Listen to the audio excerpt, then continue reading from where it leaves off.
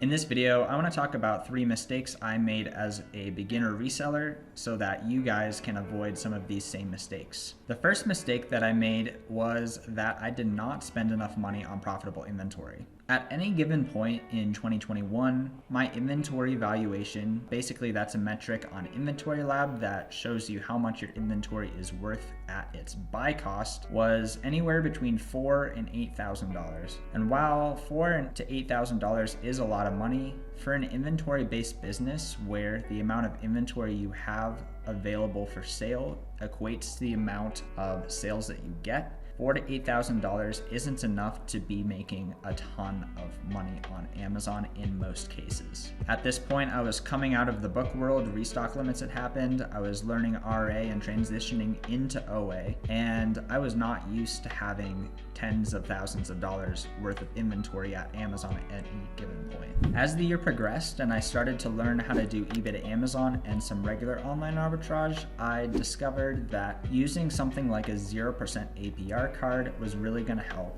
make more profit in my Amazon FBA business. And so I wouldn't recommend this for everyone, but what I did at the time was that I opened a credit card that had a 0% APR and it had a credit limit of $10,000. Basically what that does, if you don't know, is that you don't have to pay back most of that money for whatever the term of the 0% APR is. So for this one, it was 12 months that I didn't have to pay back that $10,000. And so with that, I was able to put all of that into inventory that was gonna make a really good return for me, and I was able to continue to snowball from there and build my store bigger and bigger. And just for some context, at this point, I had been reselling for over 2.5 years. I knew what I was doing with reselling.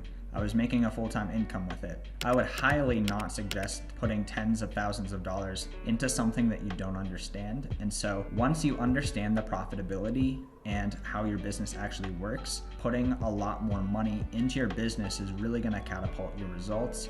And there's only so much you can do when you don't have a ton of money. And so I would strongly suggest being cautious with this, but at the same time, I would also highly suggest making sure that you have enough inventory so that you can actually make the profit goals that you're looking to make. The next mistake that I made was not using a prep center soon enough. Like I said, around 2021, I had been selling for over 2.5 years, and I was never really that good at prep. Prep took me a long time, it was slow, I wasn't doing it effectively, and it just wasn't working out well for me.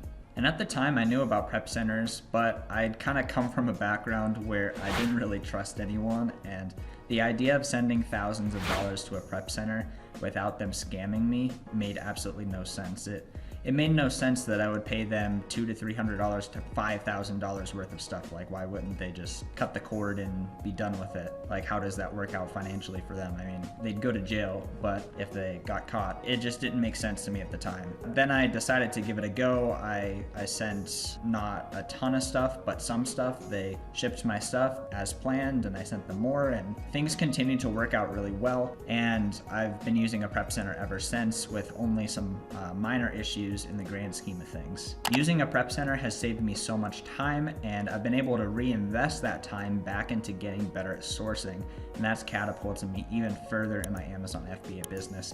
And so once you have been selling for a while, you know the prep process, and you're starting to spend way too much time on your prep because you're getting pretty good at sourcing, I would strongly suggest at least experimenting with using a prep center for at least a part of your sales.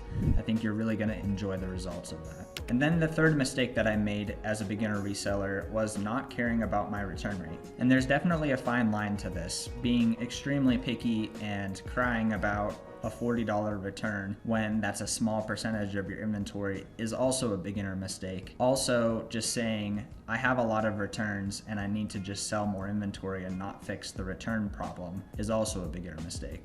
And so at the beginning of last year in 2022, I was doing a lot of eBay to Amazon and things were going really well. My items were really profitable, I was making good money, but then slowly but surely my return rate started to creep up and up and up. And so at that point, I had been thinking a lot about scaling with credit and putting more money into inventory that's profitable. And so I decided to just keep spending on inventory and not really fixing the return problem. This ended up leading to several months of actually not making money or even losing money. And it wasn't like I wasn't selling other things. I was selling a lot of stuff, and between costs and returns, I was losing money for a couple months there. And so just trying to sell more inventory when you have a major return problem isn't going to solve your problem. You need to actually go into your returns and see, why are people returning these items? How can I fix this issue? Do I need to sell different items?